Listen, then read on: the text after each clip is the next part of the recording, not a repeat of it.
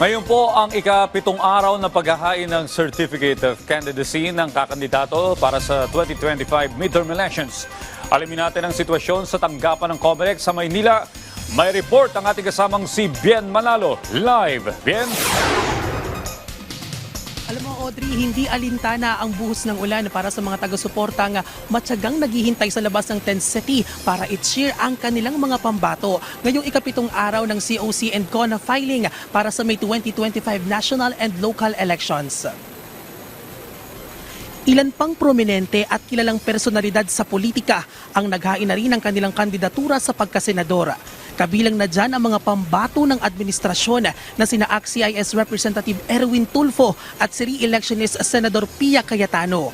Nag-file rin ang kanyang COC sa pagkasenador ang singer at abogadong si Jimmy Bondoc na nasa ilalim naman ng PDP laban na pinamumunuan ni dating Pangulong Rodrigo Duterte.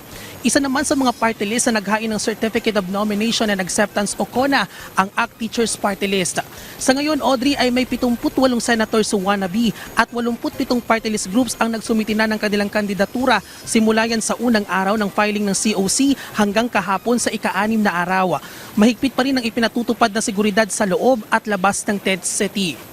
Audrey, ilan sa inaasahang magpa-file ng kanilang COC ngayong araw sa pagkasenador ay sina dating Senador Bam Aquino, dating Senador Manny Pacquiao at si DILG Secretary Benher Abalos na inaasahang magpapasa na rin ng kanyang resignation ngayong araw bilang Interior Secretary.